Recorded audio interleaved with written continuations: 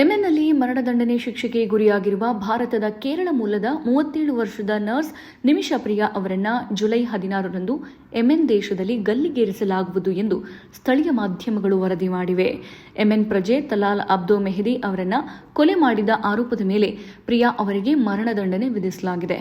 ಯೆಮೆನ್ನಲ್ಲಿ ವಿದೇಶಿ ಪ್ರಜೆಗಳಿಗೆ ಕಾನೂನುಬದ್ಧ ಅವಶ್ಯಕತೆಯಾಗಿರುವ ಕ್ಲಿನಿಕ್ ಅನ್ನು ತೆರೆಯಲು ಅವರಿಬ್ಬರು ಪಾರ್ಟ್ನರ್ ಆಗಿದ್ದರು. ತಲಾಲ್ ಅವರ ಪಾಸ್ಪೋರ್ಟ್ ಅನ್ನು ಮರಳಿ ಪಡೆಯುವ ಪ್ರಯತ್ನದಲ್ಲಿ ನಿಮಿಷಾ ಪ್ರಿಯಾ ತಲಾಲ್ ಅವರಿಗೆ ಡ್ರಗ್ ನೀಡಿ ಕೊಂದಿದ್ದಾರೆ ಎಂದು ಆರೋಪಿಸಲಾಗಿತ್ತು. ಅವರು ಮಾದಕ ವಸ್ತುವಿನ ಅತಿಯಾದ ಸೇವನೆಯಿಂದ ಸಾವನ್ನಪ್ಪಿದರು. ತಲಾಲ್ ಸಾವಿನ ನಂತರ ನಿಮಿಷಾ ಪ್ರಿಯಾ ಮತ್ತು ಅವರ ಯೆಮೆನ್ ಸಹೋದ್ಯೋಗಿ ಹನಾನ್ ಆತನ ದೇಹವನ್ನು ತುಂಡು ತುಂಡಾಗಿ ಕತ್ತರಿಸಿ ನೀರಿನ ಟ್ಯಾಂಕ್ನಲ್ಲಿ ವಿಲೇವಾರಿ ಮಾಡಿದ್ದಾರೆ ಎಂದು ಆರೋಪಿಸಲಾಗಿತ್ತು. ಈ ಪ್ರಕರಣದಲ್ಲಿ ನಿಮಿಷಾಗೆ ಗಲ್ಲು ಶಿಕ್ಷೆ ವಿಧಿಸಲಾಗಿತ್ತು. ನಿಮಿಷಾ ಪ್ರಿಯಾ ಅವರ ತಾಯಿ ಪ್ರೇಮ ಕುಮಾರಿ ಅವರ ಪವರ್ ಆಫ್ ಅಟಾರ್ನಿ ಹೊಂದಿರುವ ಮಾನವ ಹಕ್ಕುಗಳ ಕಾರ್ಯಕರ್ತ ಸ್ಯಾಮ್ಯುಯಲ್ ಜೆರೋಮ್ ಎಮ್ಎಲ್ ಜೈಲು ಅಧಿಕಾರಿಗಳು ನಿಮಿಷಾ ಅವರ ಮರಣದಂಡನೆಯ ದಿನಾಂಕದ ಬಗ್ಗೆ ತಿಳಿಸಿದ್ದಾರೆ ಎಂದು ಖಚಿತಪಡಿಸಿದ್ದಾರೆ. ಇನ್ನಷ್ಟು ಹೆಚ್ಚಿನ ಮಾಹಿತಿಗಾಗಿ ಫಾಲೋ ಮಾಡಿ ಬ್ರಿಗೇಡ್ ನ್ಯೂಸ್ ಕನ್ನಡ.